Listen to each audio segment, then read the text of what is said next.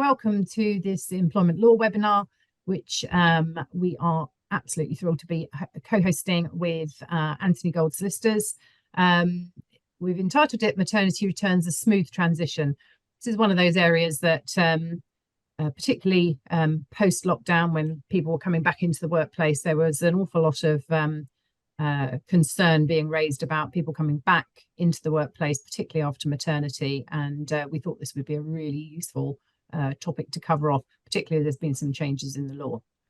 So my name is Gemma Todd. I work for Kingswood Group. I am the head of HR services and projects, and we are an HR consultancy and recruitment specialist based in Essex, working in partnership with clients across the UK. My co-presenter today is Inbar Rowanitz, who's a senior associate solicitor for Anthony Gold. They are a London law-based firm, and I will leave Inbar to make some more formal introductions to herself a little bit later on. Inbar's joining me today because she has a specialist area of interest around discrimination matters, which includes maternity. So today's webinar is being recorded and it will be available after the event on the Kingswood Group website. And we are joined today by other members of the Anthony Gold and Kingswood Group team who will be monitoring the chat. So any questions or comments you have and you want to pop it into the chat, please do so, and somebody will be picking those up as we go along. So having Inbar here as a legal professional today provides the perfect opportunity for you to ask those thorny questions about maternity leave, maternity pay, or any aspect of maternity, and how to manage returners effectively and correctly. So as I said, anything you want to ask, pop it into the chat box. We've got around 45 minutes or so, and we're going to leave plenty of time for questions and answers at the end. So as I said, the subject of maternity returns can often be regarded as one of those trickier areas to manage due to concerns held by many employers about maternity rights and protections. So our aim for today's webinar is to help you develop a better understanding of the obligations and the best practices when managing return to work post-maternity, avoiding some of the pitfalls and trip hazards that can and often do arise. So just to cover off what we're going to go over today, we're going to talk about some maternity rights and about maternity leave and just break that down a little. Some of you will know it really well and others may be less familiar. We're going to talk about changes to a job. So while the person is away, what happens when the job changes, and also redundancy. I'm not going to cover redundancy. That is going to be Inbar who will pick that one up. Sickness, absence and pay, parental leave and holiday accrual, flexible working, including all the new changes, discrimination, and then Inbar's going to step in with some sort of legal input around case studies, and we'll just close off with a Q&A. So hopefully that will meet everybody's needs today. So let's move on. So just to cover off the main maternity rights, which I'm sure most of you will know, but it's always good to be reminded.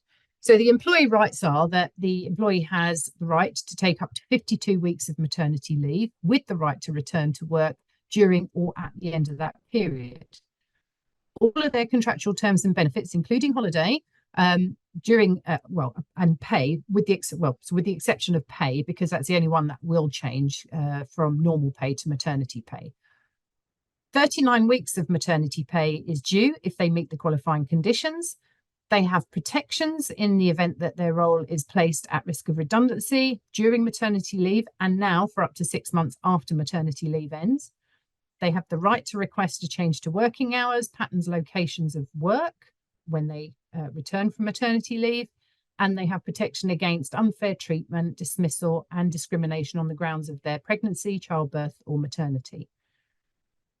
So the change to the extension of time in the event of a potential redundancy, Inbar, as I said, is going to cover that off later. You know, I think it's going to be really important because I think some people may or may not be aware of what those changes mean and the changes in timeline. So as I said, most people will know that it's an employee's right to take 52 weeks and that they also have the right to return to the same job they held as before they went on maternity leave. Now, there's no qualifying period for this right for a pregnant employee, not even if they've only just started working with you. So it's really important that you're aware of that. So when the employer is informed, of the intention to take maternity leave, they've got to respond within 28 days, confirming the date on which that person's maternity leave will come to an end. The employer's well within their rights to assume that it's going to be the full 52 unless the employee tells them something differently. And if they do want to come back before the full 52, then they have to give notice in writing. So the 52 weeks is made up of two parts. The first 26 weeks is the ordinary maternity leave, or OML, and they have the right to return to the same job with the same benefits and the same terms and conditions during that or at the end of the OML period. They can't have their pay cut, they can't have their duties removed, and they cannot in any way be disadvantaged on their return to work during that time. If they take more than 26 weeks, that drops into what's called AML, or additional maternity leave. And this is the second part of the 52-week period. Again, they have the right to return to the same job with the same pay, the same duties, and without in any way being disadvantaged. However, there are some caveats around that, and I'll talk about those shortly. Often what happens is when the person has been away into their AML period, it may be that the job itself has changed. It may be that the business has had to make changes, or it's had to move things around to accommodate that person's absence. And often that is where the first trip hazard occurs, is when the employee wishes to come back to work, either during their AML or at the end of their AML period, and the role that they left has changed in some way. So what do we know about that? Well, in OML, it's the absolute right of the employee to return to the same job, not an alternative, with all the terms and conditions.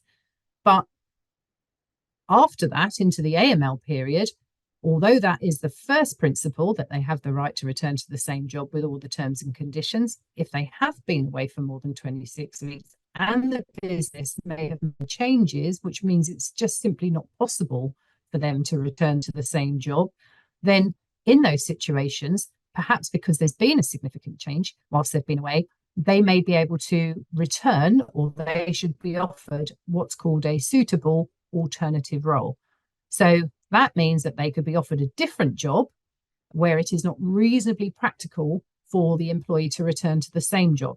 However, that job cannot be less advantageous than the job that they left. So that means they have to come back on the same pay, the same benefits, same holiday entitlement, the same seniority, and where the job is located. Those cannot be changed. And that is something that I believe the Inbal will speak more about later. Now, often when somebody has been away, they may well look to return to work, but then perhaps be unable to because of ill health. And it's the employer is entitled, as I said, to assume that the person's going to be off for the full 52. And if at the end of that, or during that, if they've planned to return earlier, they're not well enough to return, they are entitled to take sick leave. But this means that they have to notify the employer, providing all the same rights and notices as they would do for any normal sickness absence. That includes the provision of fit notes. And if the company offers sick pay, then the employee will be entitled to sick pay after the maternity leave ends. If they only offer statutory sick pay, you need to be aware that the employee may not be entitled to it if their earnings were not high enough in the previous 8 weeks before their sickness absence began. So that is something to be alert to.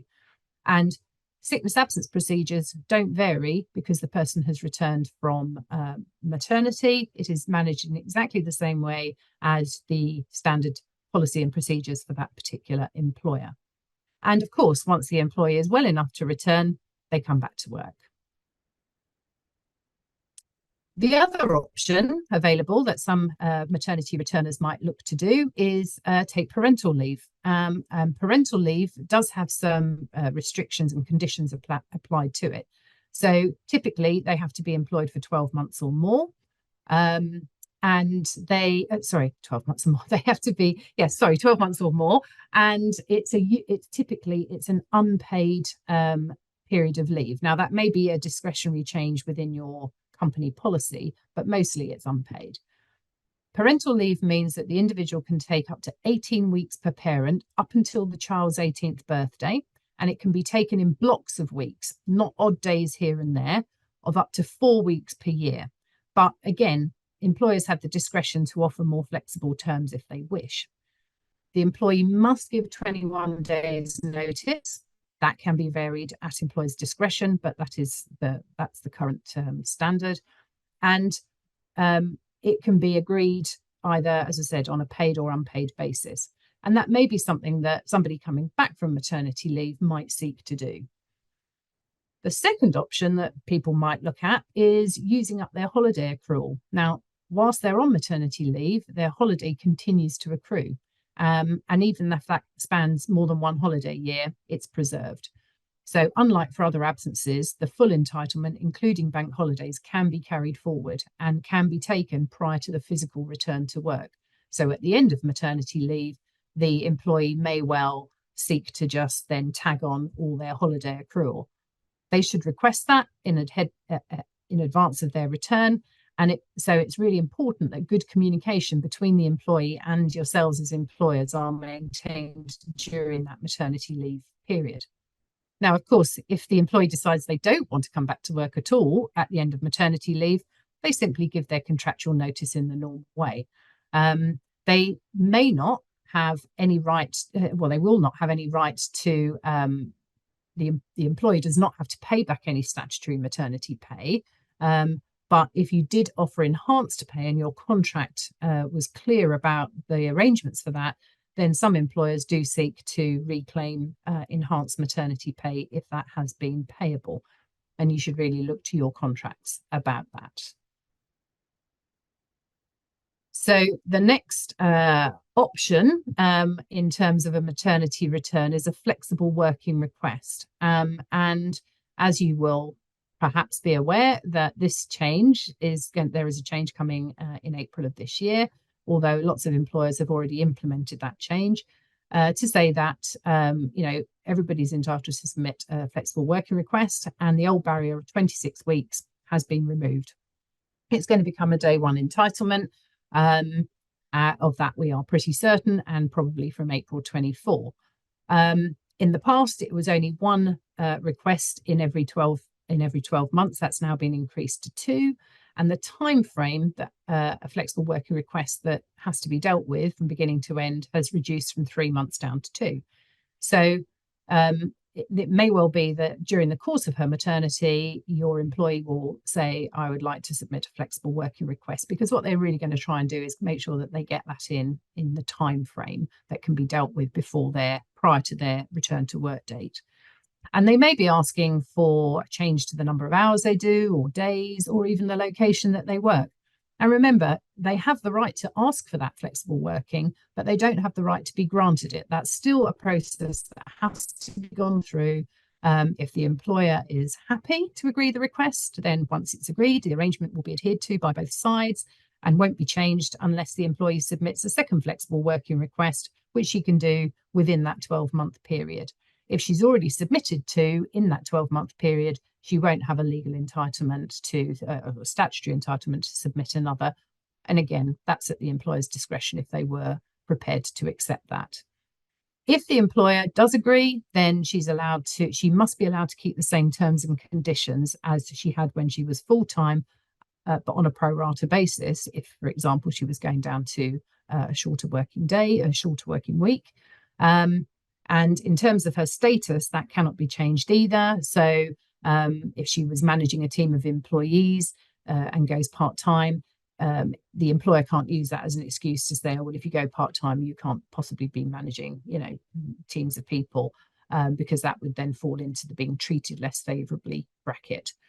It's recommended that if people are looking to go for that flexible working request following mat leave, that they do that early, so that you as employers have enough time to fulfill your obligations, to consult and determine the acceptance or declination of the request. And really, it's only around the declination of the request that you might need to put more focus on now, because the law requires that there is a proper consultation around that decline, and it has to meet the standard areas for refusal.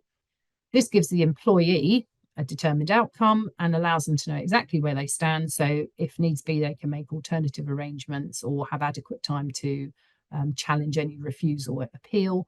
or indeed for you as employers to set up some alternatives for the working arrangement that might be agreed, such as a job share. On the subject of discrimination, important to cover off that the Equality Act 2010 gives employees protection against discrimination on the grounds of their pregnancy and maternity. And those fall into two specific areas within the Act. That's Section 11, which is around sex and gender, and Section 18 around maternity. And that discrimination can be direct or indirect. And I think, it's quite obvious when we think about direct discrimination, we can all think of really obvious things like being passed over for promotion, not being given a pay rise and everybody else's. Indirect is a little more difficult because, everything can be directly related back to their pregnancy and or maternity in many respects. But that might also include being selected for redundancy, which Inbar is going to talk about in a little while. So an indirect example might be, say, for example, if the workplace practice was to be adjusted so that everybody has to work set hours, and that may be disadvantaging the person who's come back from maternity, perhaps because she's breastfeeding, or perhaps because she's got childcare arrangements or childcare obligations that mean that she has to leave at certain times. So those are the sorts of things that you really need to look out for. And remember that if the employee is treated less favourably because of their pregnancy or because they have been on maternity leave, they could claim for discrimination. Okay, I'm going to hand over to Inbar now, who's going to talk to you about case law and some of the common pitfalls when managing maternity returns. Over to you, Inbar. Wonderful. Thank you so much, Gemma. So as Gemma's obviously kindly introduced me at the beginning, I am a Senior Associate Anthony Gold, and I do specialise in employment law. So I obviously work within the employment team, and we do the full spectrum of employment work, which is where we do have exposure to very knowledgeable HR consultants like Gemma and the Kingswood team, which is obviously where that relationship blossomed, thankfully. Now, we do advise both employers and employees, which we think is what gives our team a really unique point of view when it comes to settling disputes, because we do settle disputes kind of both directly between the parties, or if it needs to be through the employment tribunal, we deal with that as well. So Gemma's obviously outlined all the rights and the rights that the women on maternity leave will have, and then the obligations that employers would have when those on maternity return to work. And so it does look like a lot, and it seems like a lot to consider. We often have clients that find it quite terrifying to not do anything wrong and not step a toe out of line. But truly, the recommendation that we often make is to just not treat the employee unfavorably or negatively because they were pregnant or because they were on maternity leave. That's kind of the kind of hard line, if you will, on that. So next slide, please, Gemma. Now, there is obviously the crossover between the person that's on maternity leave and the business needs. So a business might need to have a maternity cover for a specific role. In particular, of course, considering you would probably be banking on the employee taking the full 52 weeks that she's entitled to. And that's absolutely fine. It's acceptable and perfectly normal to have, obviously with the appropriate contractual terms to be in place. Now, what could be stressful is where you've got maternity cover in place with a year's contract, and as Gemma pointed out that they can do, and the employee gives you 8 weeks notice that she would like to return to work sooner than the full 52 weeks. So the question is whether the employer's actually got to agree and end up having two people doing the same job for however many weeks are left on the maternity cover contract. A cautious employer might think, yep, just have to accept it, just have to deal with it, and so be it. And you wouldn't necessarily be wrong. But there are options and there are things to consider. And that's things that you might want to consider at the outset when the individual is going on maternity leave, when you're employing the maternity cover as well. So whilst you will need to accept the maternity ending sooner, and you will need to let the employee return sooner than her 52 weeks, if that's what she chooses to do, provided that she's given you the correct 8 weeks notice, you would, in theory and ideally, have the right to terminate the contract for the person doing the maternity cover, provided that you give them the appropriate notice under their own employment contract, be it fixed term.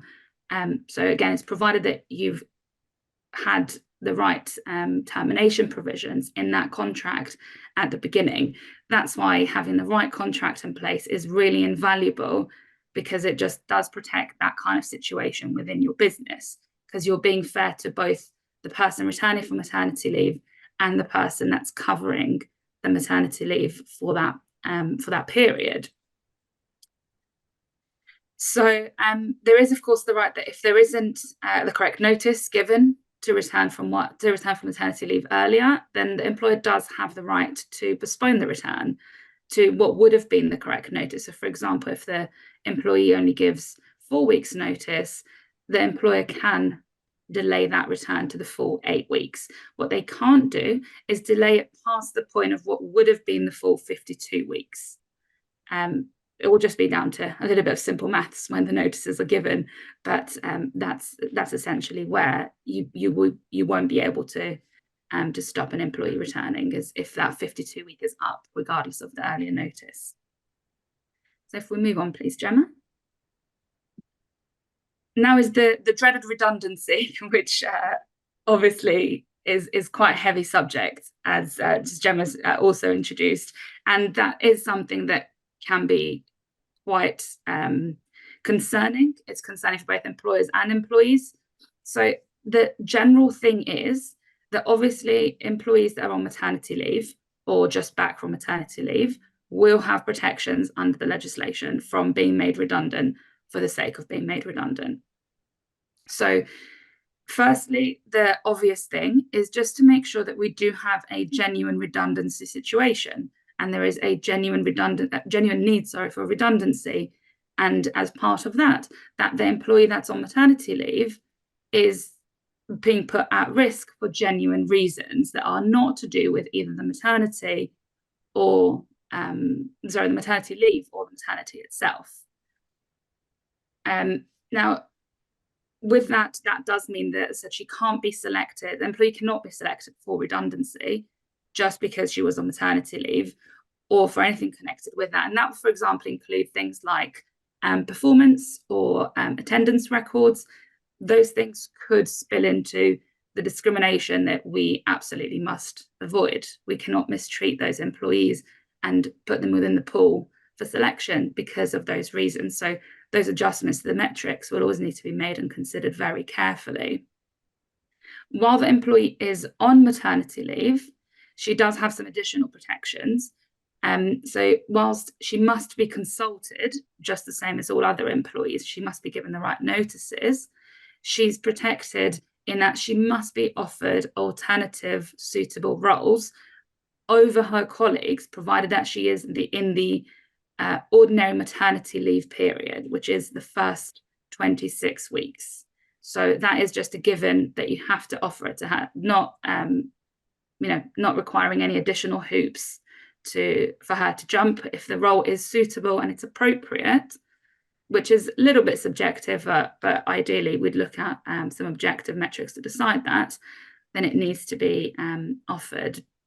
So that should be looked at. Now, there is the new legislation that comes into effect later this year. So in a couple of months, just on the 6th of April, become into legislation, and that does increase the timeline for protection for the employees that are returning from maternity leave.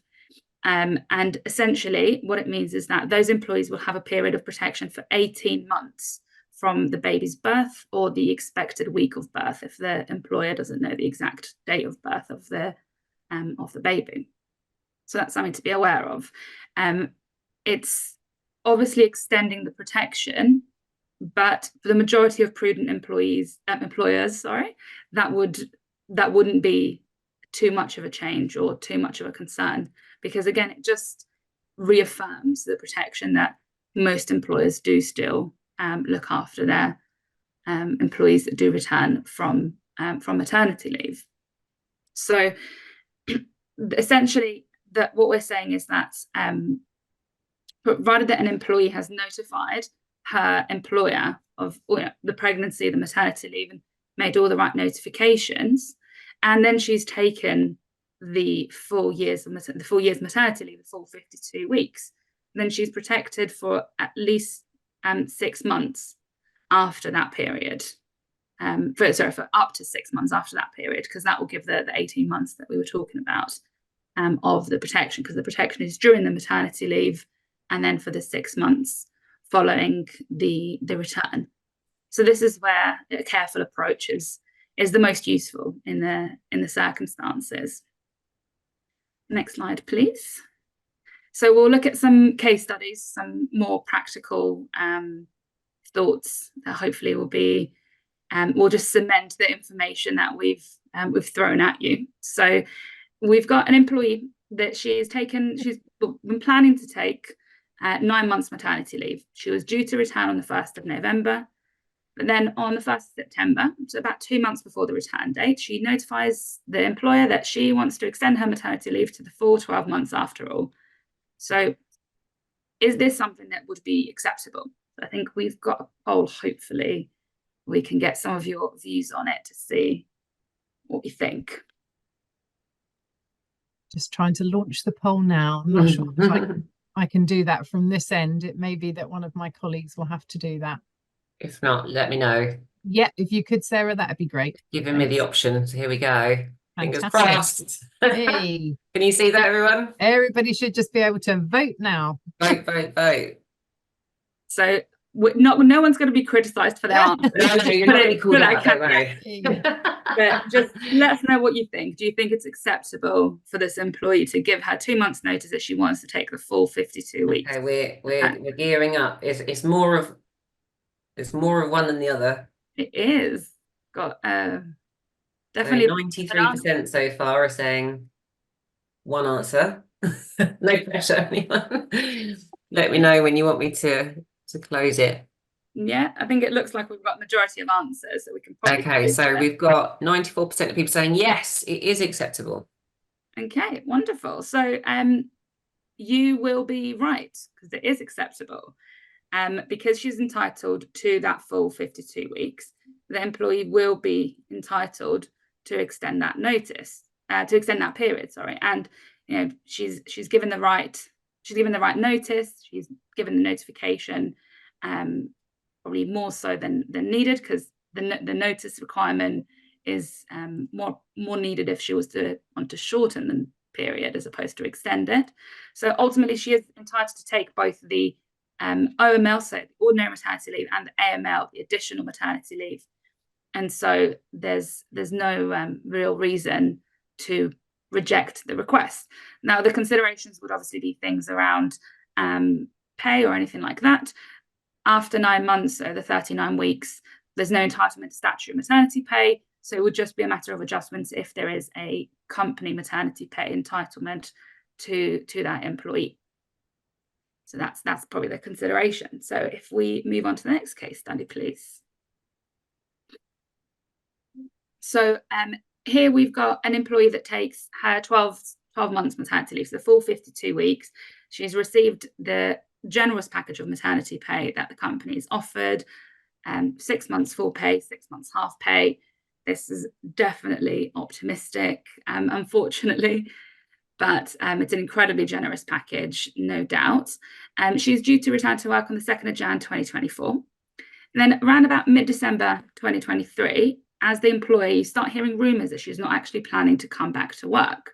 But she's not mentioned anything to you as the line manager. It's just, the rumour mill's working overtime. So what's our best practice? Do we just leave it, wait to hear from her? If she doesn't return, it's the absence process. Do we chase her? But then obviously the concern might be, are we harassing her? Are we mistreating her or discriminating against her? Do we gently broach the subject and have the conversation? Remind her gently that notice needs to be served if she's planning to leave? Or do we actually take a more stern approach with her, a stern letter and let her know that if she doesn't come back with the appropriate notice, then potential disciplinary action, potentially consequences. So the answer is actually that it's none of the above. It's that first option of just wait and leave it. We don't want to chase her. We don't want to be stern. She does have the right to terminate her employment. That's a full fact, and she does have the requirement to contractually give notice, because all employment contracts will have the termination provisions, and so the required notice that the company might require, be it a month, 2, 3, depending on obviously depending on the business, depending on the position that the colleague is holding, and so on. So we don't necessarily want to kind of broach that conversation unnecessarily, or be seen to put any pressure on her one way or another. She may well come back then on the 2nd of Jan and then give notice. She may come back and it's just a rumor. So we don't want to kind of put undue pressure. If she does give notice to terminate her employment, which goes beyond the 2nd of January, which is when she was due to return, but she doesn't actually come back to work and work the portion of her notice that's appropriate, then we've got the potential of unauthorized absence or terminating the employment sooner than the full notice. And so that's when we might be looking at any pay implications. But that's obviously more of a contractual type of consideration that we would look at, again, depending on the provisions. Another thing to think about, and that kind of goes to the back to the issue, to the point of the generous maternity policy, is if we do have a generous package, that's of course wonderful for the employees.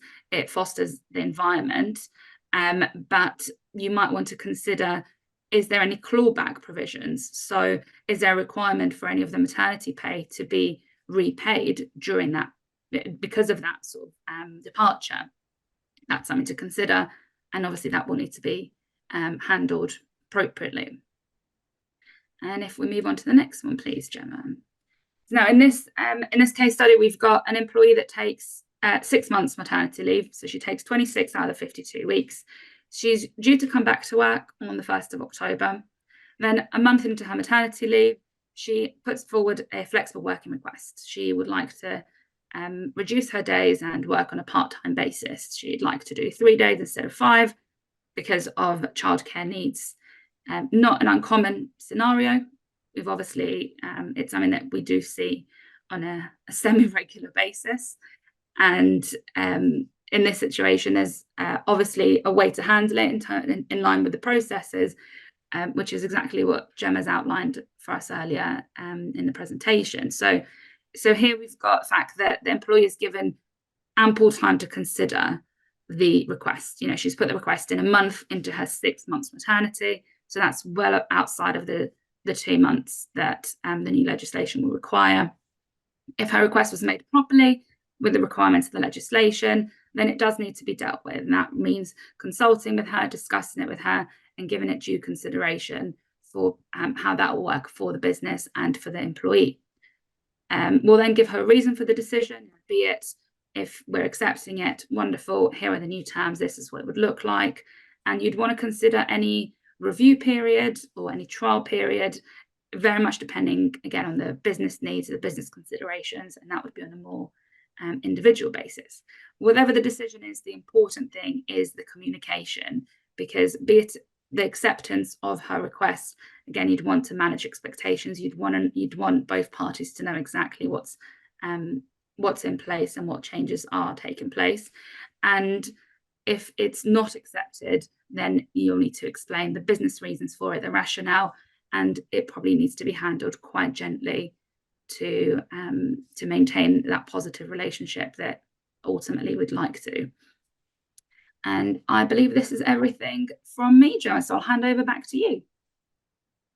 Thank you so much. Really appreciate that.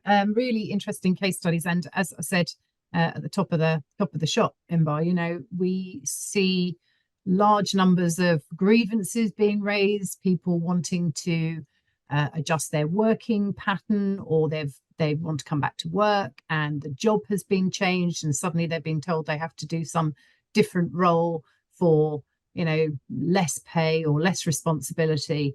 So, those common pitfalls are, really important. So thank you for going over those for us. Really appreciate it. So in conclusion, what can we draw from everything that we've heard today? So under the in accordance with the Equality Act, we all as employers have a duty to ensure that those returning from maternity leave are not disadvantaged, not treated less favourably than others in the workplace. Got to ensure that you have clear policies, procedures, training, coaching for managers is really helpful. Raising that awareness to make sure that people have a greater understanding of the duties and obligations for managing effective return to work post-maternity. It's no longer enough just to say, well, it's in a handbook, so therefore, it exists. It's got to be brought to life. You don't have to have written policies, but it has to be really clear and understood by everybody without exception. And don't forget that women returning to work should also be risk assessed. There are health and safety implications for people coming back into the workplace post-maternity.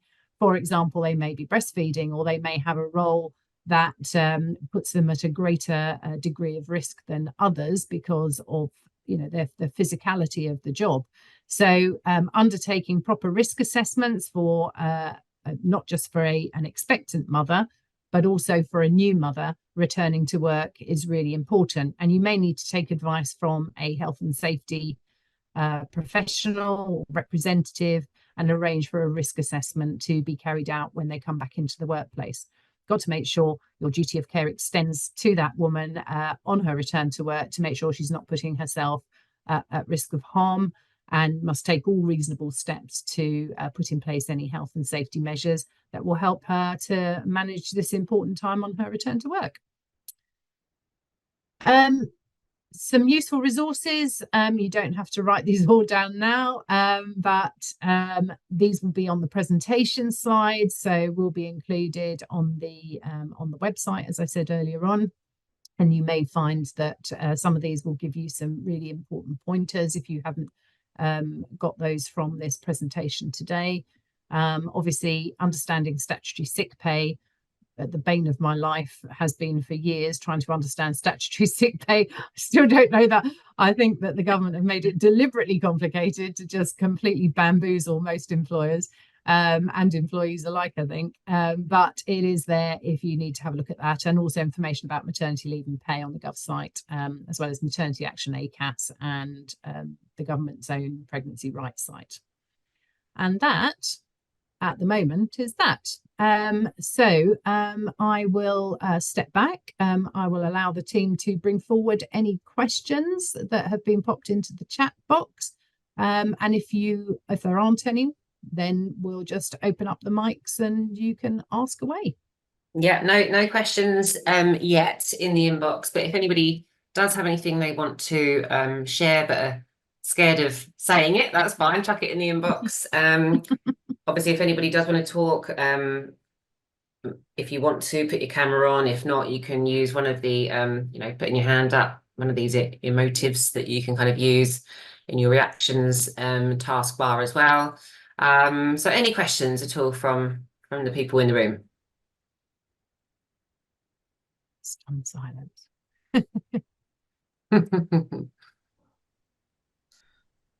I've got a question, if you can Yeah. perhaps help. What happens when an employee has taken on a higher role with increased responsibilities, feels that role isn't working out for her, but has had an increase in pay for that, and then becomes pregnant? And she's already expressed a wish not to return to that role on her return. What happens to her pay? Does she go down because she's being taken on a less responsible role? Or is she protected? So it's a really delicate situation and would very much depend on the circumstances. The straight line answer and the safest answer, I would say, is that pay does need to remain the same. However, it will be subject to agreement. If she's the one that's sort of broached the fact that she's not comfortable with the new role, new responsibilities, then then it's likely that she would be more open to an agreement to kind of revert to the lesser responsibilities that would, of course, reasonably attract the lesser pay. Right. I think would it not fall in Bar in some ways into the kind of typical procedures around the sensitive handling of changing of terms and conditions anyway, you know, that obviously there's this absolute right to return to the same role or a similar alternative but with protected pay and benefits, but if there was to be a significant change, it would be treated like any other change to T's and C's, where you would consult and seek agreement for that. So it isn't impossible to do, but it has to be managed through the correct routes, as Inbar was saying. Thank you. You're welcome. Great, thank you. Any other scenario going on in your businesses at the moment that you want to, you know, ask about? Got two experts in the room, free of charge. So feel free to make the most of it. Can I put forward one that was put to me a while ago? Yeah. Might be useful for people to hear about. So the scenario was an employee who had announced pregnancy, and then during the course of the pregnancy, the business was transferred and became part of a different, went under different ownership. The roles were all being reviewed with a view potentially to making people redundant because there were sort of too many people and not enough work to cover it all. And then the employee, rather sadly, the pregnancy ended abruptly, and the employee then felt unable to come back to work in the same respect, because they felt that they had perhaps the reason the pregnancy had ended abruptly was because of some of the difficulties and the stress that they had been under in the workplace.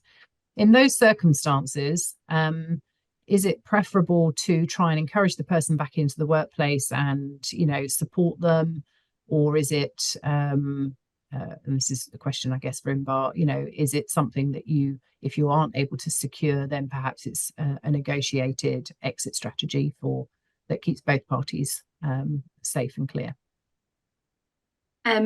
Very dependent on the employee's preference. Mm-hmm. Also, as a side note, would probably want to consider the timeline of when the pregnancy unfortunately ended, as to whether there's any appropriate leave that you should make sure you give the employee. Now, in terms of sort of the potential exit or supporting back to work, the starting point would be a conversation. If the employee is willing to come back to work with X, Y, and Z changes to reduce any potential re-stressing or any sort of adverse impact on her health going forward, then that should be a conversation to be had, potentially occupational health to be consulted if it's appropriate, where it's health related, or if it's something that the business can't reasonably accommodate or the employee is not open to, then yes, an amicable exit may well be the more appropriate route, because that does save the parties from a very sour relationship where the two are kind of at loggerheads and forcing a way forward that just might not unfortunately be there. Great, Right. thanks, Inbar. Thanks. Okay, we have a question from the room. I have I think it's Sting, is that right? Oh, You're still on mute at the moment. oh, still on mute. Asked to unmute. Hey. There we go. Hello. Hi. Hi. We just have a question. Yeah. So we've got a team member coming back from maternity on a supervisor role, and she's looking to reduce her hours to 2 days a week and very specific days of the week. We work in a hotel, so it's a 24-hour business, a lot of flexibility required. Gemma knows that industry very well, so I do. you're talking to the right person. So we were wondering, would it be, because she's on a supervisory role, we don't have part-timers in that kind of role. So we were wondering if it would be acceptable to say we would be okay with moving it to a part-time role. However, that kind of role is only available as, in this case, as a room attendant versus a housekeeping supervisor. Okay.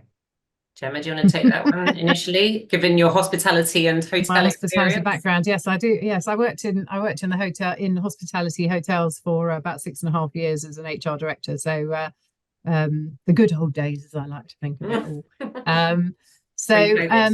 Yeah. So obviously one of the principles is that the individual has the right to come back to the same role or a suitable alternative, which must be on no less favourable terms than the role that they went out on. So obviously going from a supervisory role to a room attendant, it would be a diminishment in the seniority of that role. So it's no longer supervisory; it's a team member role. So obviously there's everything that we've already spoken about, is that there is a duty to consult with that employee about the return to work, whether that part-time request can be accommodated. It can only be accommodated with a significant variance, as opposed to accommodated in the role that they have. Imbar, is there anything that you would like to kind of So essentially, could we then, if that's the case, then would then say it will be 2 days over 7 days instead of specific days because of the nature of the business? It's what would be seen as if you go to what's reasonable, what can the business truly accommodate, and I can sort of think back into the sort of my days of working where we had a reservations supervisor who wished to come back, but didn't want to work in the full-time capacity, wanted to work part-time, wanted to work very specific hours to work around their childcare. And those weren't at the start of the day, they were kind of in the middle of the day when the actually, that sort of spanned most of the quietest periods in terms of reservations. And at the end of the day, the decision was taken that it simply couldn't be accommodated in that way, and all alternatives that were proposed were rejected. So the end of the day, it was, it simply cannot be accommodated, because to be able to top and tail the day, the company would have to get somebody who could do the first 2 hours and then the last 2 hours. Yeah. And it just turned out, you'd end up 3 people doing one job, and it was just too complicated. It wasn't a big enough team to justify. But Imbar, what do you think? No, I think I'd agree, and it's something that it's hated, but noted that usually it's a question of reasonableness. I don't think I've got anything substantial to add. I think you've covered it really well, Gemma. Thank you. Yeah. So the only issue that we have is to find someone to cover those 3 days. So if she does do 2 out of 7, which would suit the business in a sense, but then finding someone to do, essentially we didn't have a part-time role. Now we're splitting that role. Instead of someone doing 5 days, we need to find another person to do 3 days. So that could be also challenging in its sense, because we're already having challenges with recruitment to start with. That could just throwing it out there, but another way to potentially invite that recruitment is as a job share opportunity as opposed to a part-time role. And might also maybe that crossover of essentially have 2 minds doing one role, so that would be of assistance. So that's it's understandable about the challenge, but it's things that need to be considered really carefully. Okay. I think the rule of thumb is always just look at every possible angle before the decision to say no is reached, because obviously the as Imbar and I've both said, the primary principle is to do what you can to accommodate, so that the person can balance their new parenting role with a work role, and still have income, and only when you've exhausted those opportunities really should it go to the we just can't think of anything else and we can't find any other agreement, so therefore the answer will be no for the following reasons, and those should be made really clear if that is what the organization has decided to do. Thank you, much appreciated. You're welcome. Thank you. I have had a question come into the chat box from Debbie. I'll read it out just in case Debbie doesn't want to do that. But if you do, Debbie, feel free to jump in. So Debbie has a person with a back-to-back pregnancy. Do we treat each pregnancy separately in regards to holiday and also pay? do we need to consider their earnings within the last 8 weeks in order to work out a second pregnancy pay? Oh, okay, so back to back, right? So yeah, one following the other quite quickly, I think. So it would, the more specific advice will obviously depend on the date, so that needs to be looked at really carefully. But the short answer is that an employee is entitled to maternity rights as soon as she notifies of the pregnancy, which, like Gemma said before, it's because it's regardless of when she starts with you, it'll also be regardless of whether she's just come back from mat leave or is coming back from mat leave. And so the entitlement is still there. In terms of holiday pay, holiday entitlement, that's where the dates need to be looked at, because if she is going on maternity leave so quickly between, from after coming back, then potentially she's prevented from taking holiday because of the second maternity leave. And so not giving her the holiday entitlement could raise some problems on that end. So yes, it probably will roll over. So a lot of it's to do with dates. We need to know the dates and the dates, whether they've come back or not, sort of thing. Yeah. Yeah. And also the policies, admittedly. Some employers would reasonably have a policy that you should take any rolled over leave within X period of time, and where that's doable, that should be adhered to. So there's quite a few considerations like that. Okay. And if I mean, I think the only time I've experienced that is, or quite a few times I've experienced it, not personally, obviously, but where in a work capacity, where somebody is already on maternity leave and then announces while they're on that maternity leave that they're pregnant again. And yes, we always treated it as a separate notification, and then obviously the protections continue on. But it is quite complicated to work things out. But start with the dates, deal with the first one, deal with the second one, and then try and bolt the two things together. And if you're in any doubts at all, then get in touch with a specialist lawyer like Invar, or indeed with an HR expert like Gemma. Sorry, there's been another bit of information from Debbie. They're not returning in between maternity leave and second. They're just continuing on. Yeah, they've announced while they're still on maternity. But you just have to treat them as separate. Yeah, you literally just start again as soon as they announce the first one. Just follow the process. Is that right? Yeah. Right. Yeah. Hopefully that's helped, Debbie. Yeah. Okay. Thanks. She says. So we've got 6 minutes available. Does anybody want to ask any more questions? Or hello, panel. Hi, Sarah. Hello. Oh, hi, Gifty. How you doing? Good, thanks. And you? Yeah, good, thanks. I've just got a question on back of the two ladies about the hotel situation, about if there's going to be a job share. So obviously we've got 2 months to deal with this flexible working. So would you then put out for the 3 days and then accept the 2 days in a trial period? And then once you get the recruit, obviously depending on if you do recruit for the 3 days, and what happens then, because they haven't been working on par together. Do you see what I mean? So you go out to recruit, you accept the 2 days on a 12-month trial period to see if that would work, but then you haven't recruited for the other part-time 3 days successfully. So how would you kind of match them working together to see if that trial period would work? I'm not sure if you... I think I'm following. Yeah. Yeah. I think I'm following. You might say, well, yeah, we'll try. But is that like a conditional? So do you do like Gifty said, a 12-month or a 6-month trial period while you try to recruit the role, or another person to fill in the other hours? But then if you're not successful, you're still left with 3 days short, right? So yes, yeah.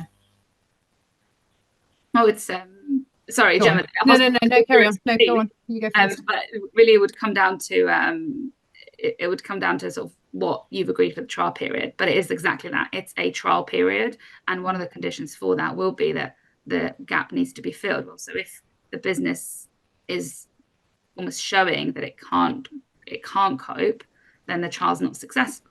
But if, even though we've not recruited for the other 3 days, the person only doing 2 days is actually still contributing to the business is still ticking along quite well, and so on and so forth, then you'd struggle to say the trial's failed. But it could be a factor that feeds into whether the trial is successful or not. So Okay. that's what And so I was it's to going to do say. with Is that, how you, so it's to do with what you put in the stipulations really for that trial period. Is it a success or not is based on these points. Is that what you mean? I mean, Yes, if you took the example of the hotel group just now, you know, if part of that job share activity was to, you know, ensure that, you know, all the housekeeping arrangements weren't interrupted during, you know, that everything was running smoothly, but they were only in for 2 days a week and then the other 3 days were like the Wild West, you know, then you probably might say that, you know, leaving 3 days a week without any form of supervision and there's nobody to cover, you know, if you've only got 2 days a week that are effective and the rest of the time, you know, things are not being done, you know, rotas are slipping, people are not working, it could be said that that is not an effective outcome and therefore the trial period has failed if they haven't been able to recruit into that other role. They've obviously got to demonstrate that they are doing everything that they can to recruit into that other role. They can't just not bother. But again, as Inbar said, you know, if actually the net effect of that person working 2 days a week and there's nobody else to do the other 3 days, nothing changes. It's still effective because she's able to put systems and activities and operations in place on those 2 days that cover the other 3, then, you know, you would be hard pressed to say that it's a failed trial period. Okay, all right. Thank you. Great, thank you. Well, I haven't got any more coming through on the chat. Hopefully that's helped, Gifty. Is there any more last minute? We've got 2 minutes before we close off. So, okay, if there isn't any more, just to let you know, massive thanks to Gemma and Inbar. Lots of experience to tap into there and knowledge from an HR and employment lawyer perspective. What we're going to be doing, we will send round, if it's okay with you guys, copies of the slides. And we have recorded this recording. So once we've tidied it up, we'll make you aware of where that is going to be shared. So that if you want to review this or you want to share it with any colleagues or people in your network, you can do. And we'll also put some contact details on there in case there is anything that follows up on this particular subject or any other HR employment law issue that you want to tap into our knowledge for. So if there is any questions, let me know. If not, thank you so much for coming and spending your potential lunch break with us. And we've got more coming up this year, which can be found on our Eventbrite page and the website. So there's a lot around wellbeing. I think we're going to be tackling sickness absence management later in the year as well, Gemma. So yeah, keep in touch. Any questions, let us know and enjoy the rest of your afternoon. Bye, everybody. Lovely to see you all. Thanks. Thank you.